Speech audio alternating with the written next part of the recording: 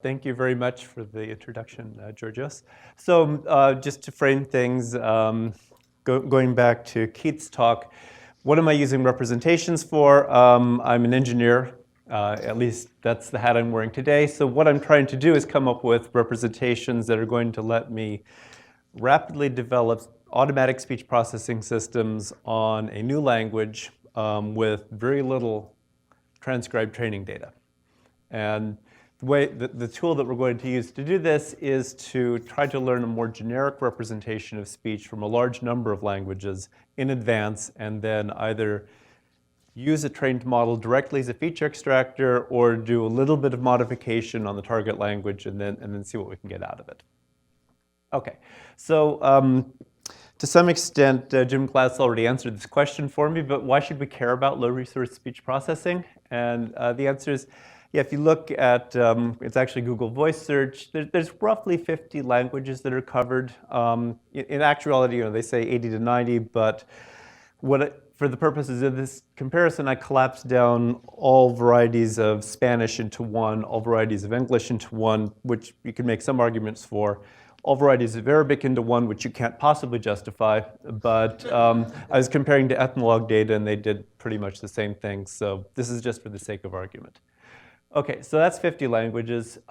If you look at how many languages there are with 1 million L1 speakers, I come up with the same numbers Jim did, thankfully, 398. If we look at 100,000 speakers, we're up to 1,342 languages. And then if we look at least 10,000 L1 speakers, we've got 3,150 languages. So there's a whole bunch of languages out there in the world, and most of them we don't have any hope of processing automatically right now.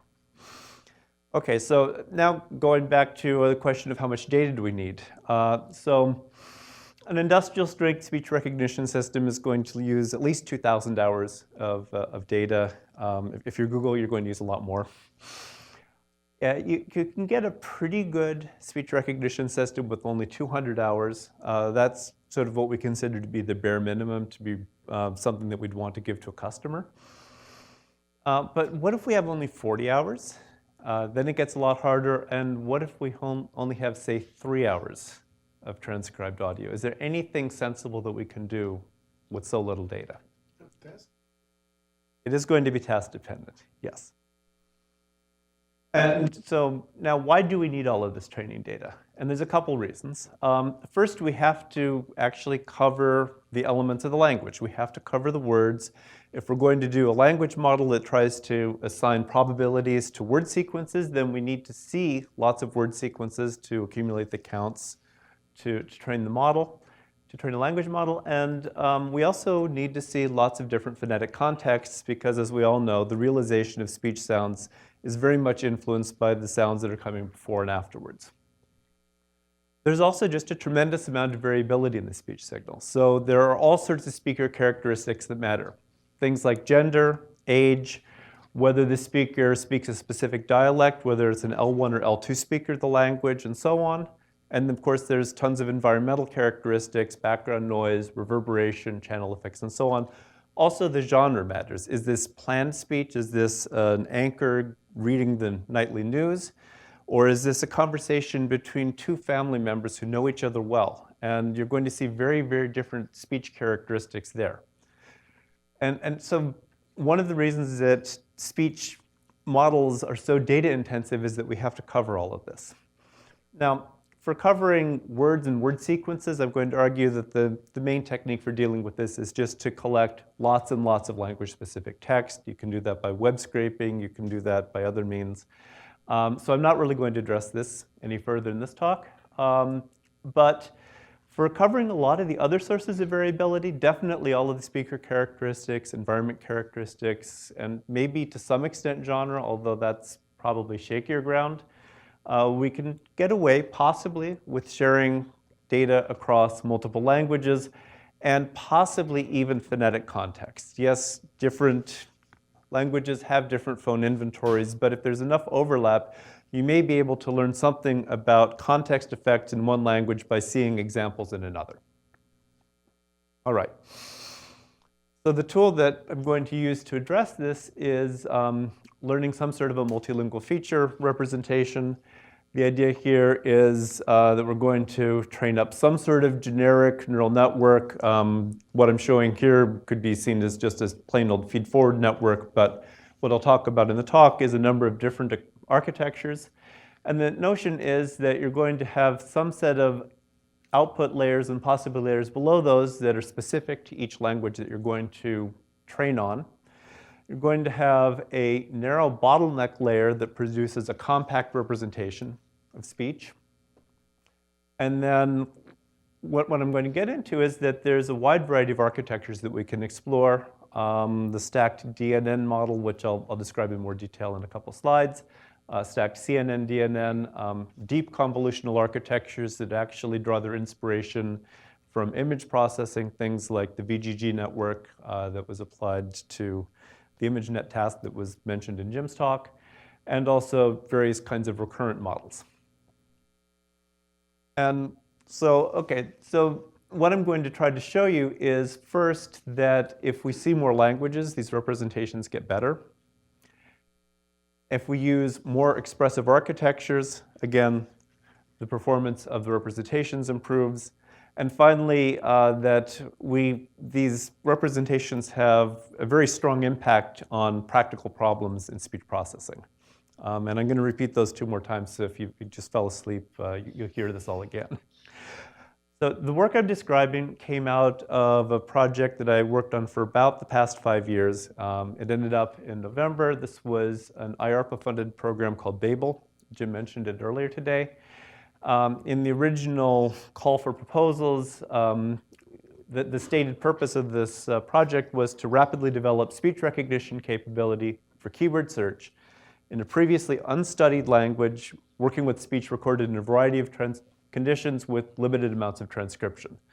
So the way we did this was over 4 periods of the program, which were each roughly a year in length. We would get some collection of languages to practice on, and then at the end of each period, there would be a competitive evaluation on an unseen language that was evaluated in a surprise condition. To give you some sense of what sort of languages we looked at, we had a very broad selection of languages. This shows all 25 languages that we saw over the course of the program. Highlighted in red is Pashto, which we saw in the first period and then readdressed in the final period to measure overall progress in the program. The ones highlighted in blue happen to be the surprise languages that we got to deal with. And you can see there's just a whole bunch of different languages that we're trying to sample, a whole bunch of different language forms, phenomena such as tone, say in Cantonese or Lao, also Vietnamese, various forms of morphology and so on. And we're covering a pretty wide geographic area. Keith. Period 4, are you training previous languages as well? So if we are trading multilingual speech representations, yes. Okay. So one of the stated goals of the program was rapid development. So on the surprise language evaluations, we were given a limited amount of time to train our models. So in the first period, that started at 4 weeks, which was quite comfortable. And by the end, it was supposed to be a single week. And speaking as the person who was the technical lead for our team, when this program started, that 1 week target for the 4th period terrified me. Not a comfortable look ahead to that 4 years ago. No. And to make the surprise evaluations even more fun, they were run as an open evaluation, so there weren't only Babel participants who were doing this, but it was opened up to the entire community. Anybody who was willing to jump on the task could participate. And as a funded performer, the last thing you wanted to do was to be beaten by one of the unfunded volunteers. Sort of a blood sport. Of your computation. Substantial. Okay. So that's another normal. Yes. Okay, also limited resources. So this is what actually happened. So the original notion was in period 1, we'd have 100 hours to work with, and then that would decrease in a very orderly fashion from 100 down to 80 hours in the second period, 60, and then 40. But that's not what happened. What happened in the first period was we had 100 hours, we did really well. There was a contrast condition where we would only use 10 hours of transcripts. Joshua. For each of the, you could basically, yeah, for each of the languages, we had a 10-hour condition defined and a 100-hour condition. And in the 10-hour, you pretended that the other 90 hours were not transcribed. You ignored those. You could use per language. For the development languages and for the surprise language. You could assume you had 100 hours, or you could assume you had 10 hours. What happened was with 100 hours, we had no trouble at all. And for this 10-hour contrast task in the first year that was supposed to be a stretch goal that we might hit by the end of the 4 years, we were actually doing quite well with 10 hours, using techniques that the machine learning community knows and loves, things like ensemble approaches. So Mary Harper, our brilliant program manager, looked at these results and said, okay, well, we're not going to learn anything if we stick to plan. So let's make 10 hours the target for year 2.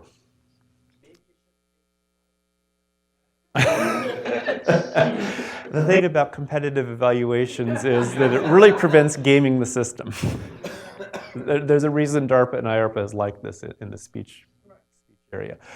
So, okay, year 2, we worked on 10 hours, and lo and behold, on almost all the languages, we did really well. We met program goals with 10 hours. So Mary Harper said, well, we're not going to learn anything if we stick with 10 hours. So let's go to 3 hours.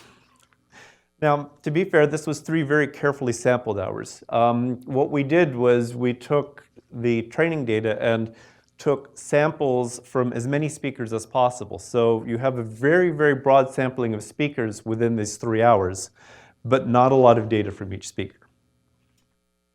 And at this point, years 1 and 2, the notion was that you would actually only learn from the language data that you were given. There wasn't any cross-lingual learning except as sort of an exploratory task.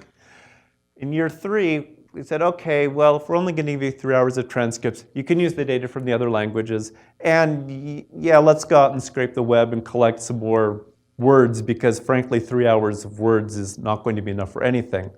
One thing I haven't stated yet is that in all of these cases, until we started collecting web data, the notion was that your language model and your lexicon were only going to come from the acoustic transcripts. So year 3, we actually managed to hit program goals with 3 hours of transcribed training data. And then year 4, we actually went up to 40, but the goal for performance doubled. And this is on a keyword search task, which I'll get into in a little bit. And we were also given a target for word error rates in year 4, which hadn't been done before.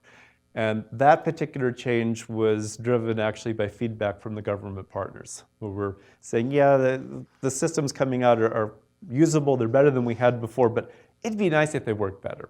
So what can you do with 40 hours, but with multilingual feature representations and web data? And the answer was we could do quite well. Okay. Let's assume Yeah. you had 10. I mean, at the end of this, do you know what was the system each one used?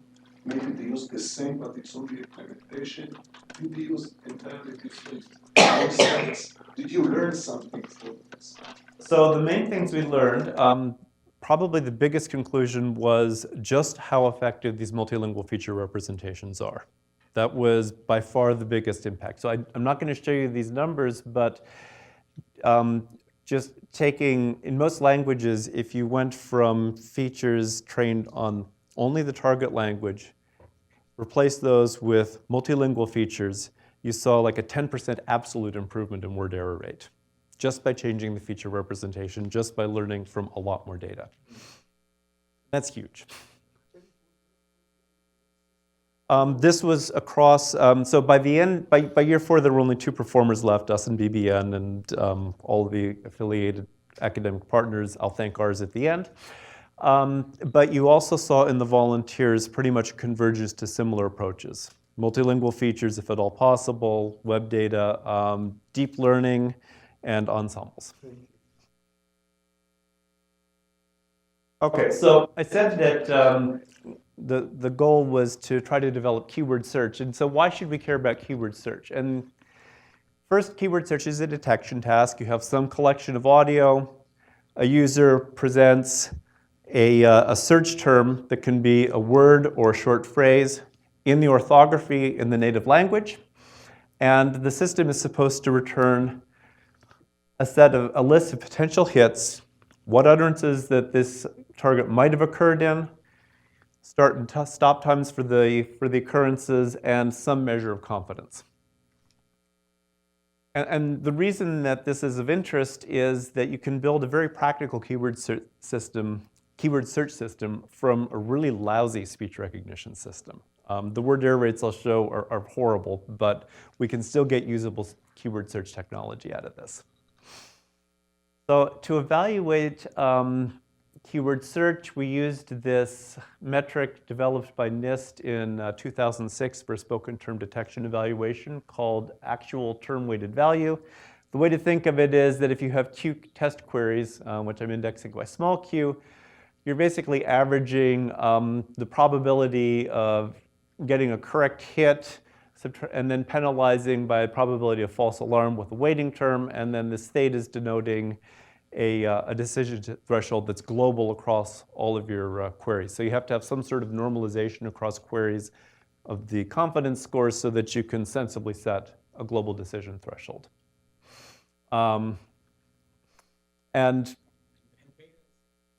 beta, so yeah, I'll talk about that a little bit later. So the notion was that you wanted to very strongly penalize false alarms because the use case here really is that you have a few people who can speak a language. You want to be able to search through a lot of audio to find interesting clips that might be relevant to them. And so you don't want to present them with a lot of false alarms. You know, the humans won't have patience for that.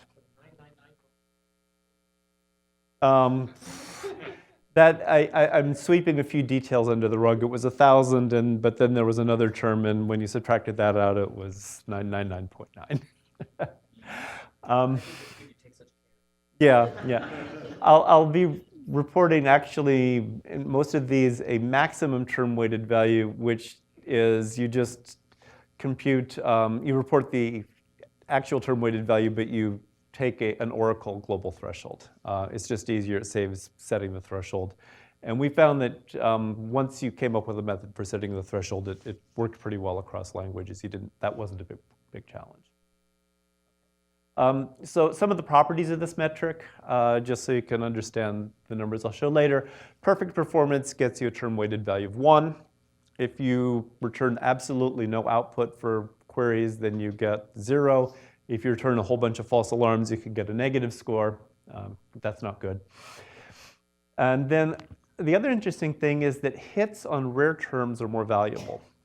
And that's because the reward that you get here, this P of hit, is proportional to 1 divided by the number of true occurrences of a term. So if something occurs once, then if you find it, you're getting a reward of 1 right off the bat. If something occurs 100 times, then each time you find it, you're only getting 1/100th.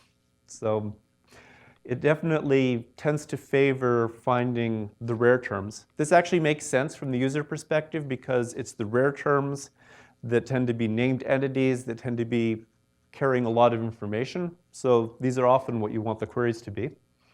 And then the false alarms incur a small, approximately constant loss. It's proportional to this beta divided by t, where t is the duration of the audio corpus in seconds. What this gets back to is speech is a continuous process, and so there's not really a sense of a number of discrete trials, so it's hard to come up with a good definition of the probability of false alarm, so it's set to be proportional to the duration of the total audio corpus. All right, that's enough about metrics. So yeah, I said this already. The take-home message is from this talk. The performance of the multilingual speech representations improves as we train them on more languages. More expressive architectures for learning the representations produce better results, and these can have very, very practical impact in the sense that they enable extremely rapid system development. So, going back to this this figure, I'm going to walk you through sort of three different ways of looking at the speech signal, sort of a classical feed-forward deep neural network or multi-layer perceptron, convolutional neural network, and recurrent neural networks. Because of all the talks that have come before me, this should mostly be review at this point. So first, a deep neural network, which is actually really a one-dimensional convolutional network where we're doing convolutions in time. All of these representation learning systems that we use, we're taking something like a MEL spectrum coming in. This is actually a sample MEL spectrum from a Georgian clip that I used. So what you're looking at is on the y-axis, frequency going up, but nonlinearly warped according to the MEL scale, and across the bottom here is time, with energy shown in color. And what a deep neural network is going to do is it's going to have some basis function that looks at some discrete duration of the signal, usually something like 9 to 11 frames, 90 to 110 milliseconds. Within that, you just imagine taking this matrix and unfolding it into a long vector, doing the same to the chunk of spectrogram underneath, taking a dot product that gives you one feature. You can shift this forward in time to get another feature, and then, of course, we don't have a single basis, but we have multiple bases. So in the end result is that at each layer, you're outputting a two-dimensional matrix. That's a transformation of the input. This is a linear operation, then you put it through some sort of a nonlinearity. Mostly we use rectified linear units, but we also have some versions that use sigmoids. That detail is not too important. It's just a question of what's easier to train. Okay. And then one of the architectures that we made heavy use of is what's called a stacked DNN architecture. This, I think, is an idea that was first developed at Brno University of Technology in the Czech Republic. The idea is that you actually break down the representation learning into two stages. You start with an initial deep neural network. Colors here are again representing different training languages. You put these into a feed-forward multi-layer perceptron with some sort of a bottleneck. You train that, so this is learning to do classification in all of the different languages. You're sharing all of these parameters below the language-specific outputs. When you finish training, you throw away these top layers and then just take the bottleneck representation. The input here is typically, again, around 90 to 110 milliseconds of speech. Then you take these bottleneck representations, compute that for all of your training data, and then train a second network that is taking a wider context. Here, it's skipping by every 5 frames, so now you're looking at durations more on the order of, let me do the math here, I should have done this in advance. Yeah, 200, about a syllable. Thanks, Edit. So, and again, you do the same process. You train from this representation, you have language-specific outputs, you have another bottleneck, and in the end, you're taking your multilingual representation from here. Now, convolutional neural networks, instead of having a basis function that spans the entire frequency range, you actually have a much more local kernel that you're applying. As before, if you shift in time, you get a feature for this small local patch, 1 time step back in the. But you can also then shift in frequency, and then of course you have multiple bases, so you end up outputting a 3-dimensional tensor for each input. The advantage of these convolutional architectures is that these small shifts in frequency actually can give you some, combined with pooling, where you do a downsampling of these representations before you go to the next layer, can give you some invariance to speaker characteristics, things like vocal tract length that Naomi was talking about. But you sort of get it baked into the model rather than having to do it as a separate signal processing step. And we looked at 2 different convolutional architectures. One would be a stacked CNN-DNN architecture, so it looks exactly like the picture I showed you before, except the first couple layers of the first network are convolutional rather than being these fully connected networks. And then the second one, which I mentioned in the introduction, is a deep convolutional architecture that has 12 layers in total. It's inspired by the VGG image processing architecture that was done on ImageNet a couple years ago. And the key ideas here are that generally one uses small kernels, 3 by 3. I think the first layer used 7 by 7 kernels, and after that it was 3 by 3. You don't do pooling too frequently. It's every 3 layers or so that you actually look at a fairly wide input context. It's something on the order of, I think, 40 frames. And then it does have 5 final layers that are fully connected. Karen. This particular model did some pooling in time, yes. And frequency. Yeah, the details are in Tom Sarkou's paper, and I've got all the references at the end. But yeah, we do more pooling in frequency than time.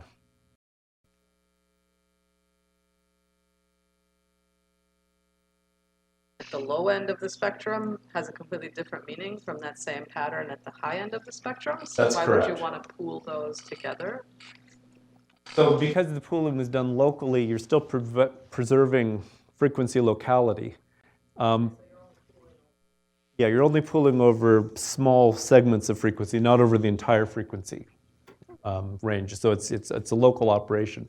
And to deal with the fact that, yeah, you have different statistics at low frequency and high frequency, we just use enough kernels that we can represent both. So it's not like the limited weight share that was done at Microsoft Research.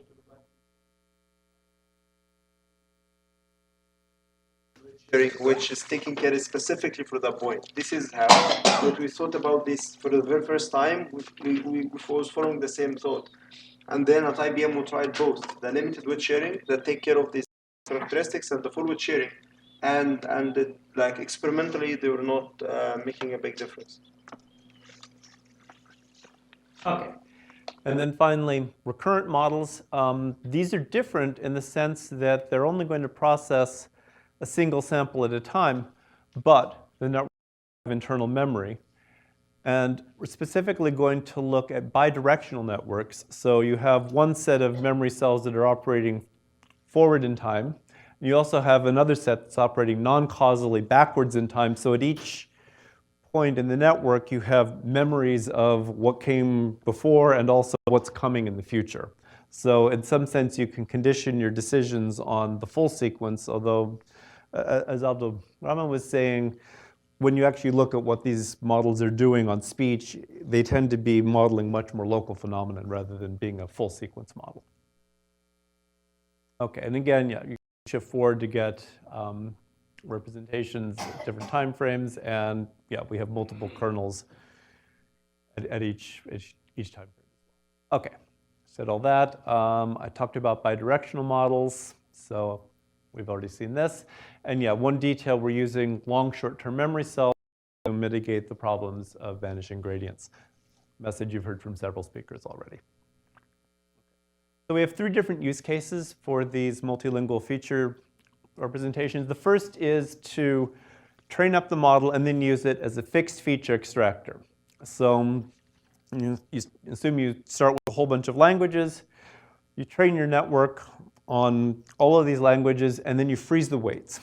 So the network is not trained on the target language, it's just a feature extractor. Then you train some separate network on the representations coming out of the multilingual network. One interesting variation on this, which I won't go into detail on, but was explored by our colleagues at Cambridge University. If instead of having language-specific output layers, you represent all of your languages with a common phone set. And then if you have a phonetic dictionary for a new language, you can imagine doing language-independent modeling, where you've trained up an acoustic model on a bunch of different languages. You go to the target language, you have no audio training data whatsoever, so you have 0 hours of transcribed speech. But you have a linguistic expert who's given you a phonetic lexicon, And you can, in principle, do some automatic speech processing. And there are papers for that, and there's a reference at the end. It doesn't work that well, but it works to some extent, which is kind of cool. Okay, so that's the fixed feature extraction scenario. You can also do fine-tuning where you have the model on the shelf, but then when you receive the target language, you do some sort of an adaptive update on the target language to move it a little bit. So we're going from the sort of very young infant scenario to someone who's more like 12 months old, perhaps. But again, we're going to then train a network on the bottleneck features. And then finally, you can also imagine doing a fine-tuned model. These feature extractors are perfectly good acoustic models on their own. So why not just fine-tune the model on the target language and then use it directly rather than training up a separate model on the target. So first, some initial results. These are a couple years old now, where we looked at the effect of the number of languages on speech recognition performance on Swahili with only 3 hours of training data. And what I show here is as we increase the number of languages, the word rate drops, so the transcription accuracy improves. Again, these word error rates are horrible. Not sure off the top of my head, but it should be worse than 67.3 because we were seeing consistent improvements. It's probably somewhere up in the 80s. And again, to put this in perspective, the language model and the lexicon are based only on 3 hours of transcripts too. So this is definitely poor performance. And the other thing to note, though, is that when we go from the stacked DNN architecture to a convolutional DNN architecture with the same languages, we actually get a nice boost in performance from doing that. So yes, increasing the number of languages matters, but getting the architecture right definitely also matters. And then a more sort of strong illustration of that are these experimental results, which is now a keyword search task. So here, higher numbers are better rather than the previous slide. And this is on Georgian with 40 hours of training data. So walking you through here, don't have the full table because this was done pretty much during this 1 week surprise language exercise, and we just didn't have the time and compute or the human hours to fill everything out to get the best answer that we possibly could. So what we see is in the first scenario where you keep a fixed feature extractor going from a stacked architecture to this deep convolutional network gives us a nice improvement. If we do fine tuning, we see an additional gain in keyword search performance.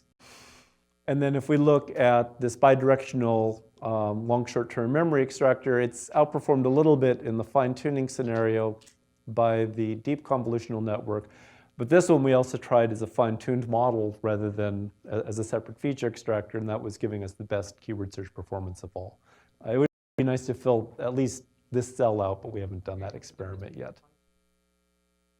So fine-tuned features means you've adapted your representation learner on the target data, but then you take the features from that and you train a separate model, which is just a very simple, say, feed-forward multi-layer perceptron. Versus here, we just keep the bidirectional LSTM-based model, which is giving us estimates of context-dependent HMM states for the target language, and we just use it directly. So we don't train a new model after the fact. It's kind of funny that there's even any difference between these, because you would like to think that these should end up at the same place. So maybe it's an optimization issue. I don't know. This is what we observed. In English. I have no idea. English was not a concern. We had our hands full with 25 languages, so yeah, I don't know. What I can say is that internally we found that it's very useful some of these multilingual features to bootstrap on new languages. It just gives us a real leg up on getting started. So, and then finally, if you go back to the fixed feature extractor scenario, it's really kind of nice because if you imagine you have a feature extractor sitting on the shelf that you've trained on a bunch of languages and a new language comes in, well, we found that we could use very, very simple models once we had the sophisticated representation available. You could just do a very simple, as I said, feed forward, multi-layer perceptron, couple hidden layers, not a lot of parameters.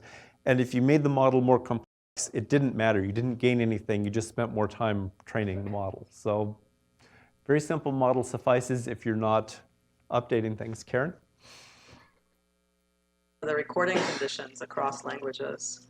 So all of the different languages were collected in country, mostly over mobile phones, in a wide variety of different acoustic conditions, from a quiet home office to in a car to on the street.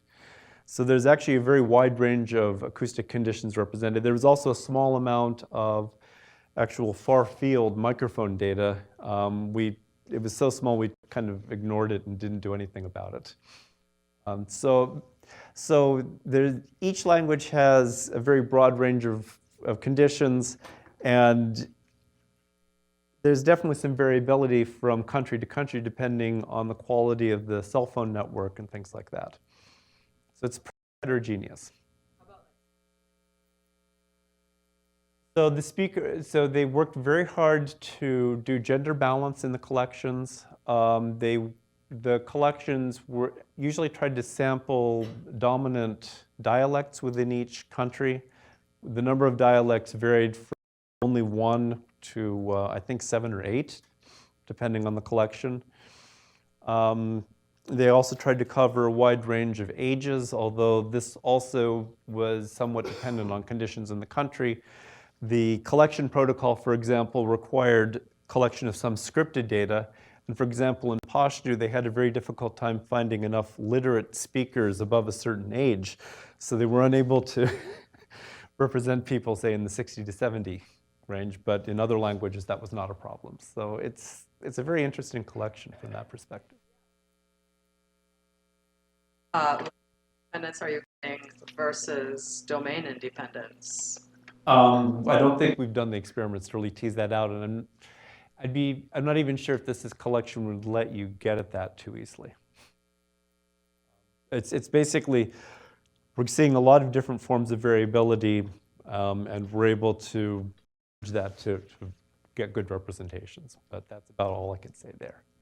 And then the other thing is, going back to my terror in the first year, because we can use a very, very simple model, we found that when it came to this final surprise language evaluation, we could, having nothing but a written description of the Georgian language, a 40 hours of transcripts, 40 hours of audio, and nothing else, to having a fully working keyword search system that had pretty good performance in about 2 days. So that was, that helped me sleep at night. So, yeah, practical impact. Again, I've said all of this. We definitely see that we get gains as we train on more languages. In some parallel work, we have shown that if you have a target language at hand, you can do some analyses that cut down the languages you need to train a feature extractor. But from an engineering point of view, if you can just take all of your languages, train one feature extractor, and have it on the shelf, that's probably more compelling. We definitely see improvements with the more expressive architectures. So bidirectional algorithms, like Abdulrahman said, seem to work extremely well in this task. We were also seeing very good results with these deep convolutional architectures. And finally, there's practical impact in that we can do extremely rapid system development with one of these representations at hand. So I have to thank our partners. One of the best things about working on this program was we got to work with a lot of good universities. Boğaziçi University in Turkey, Cambridge University in the UK, Columbia University, CUNY Queens College, and NYU in New York, RWTH Aachen University in Germany, and then UCLA and USC in California. I have to thank our and say that everything I've said is not the opinion of the US government, especially since January. I also, we have a formal requirement to state which data sets we used. There's a whole process for that. And finally, thanks to you for listening, and thanks to Josh and Josh for inviting me.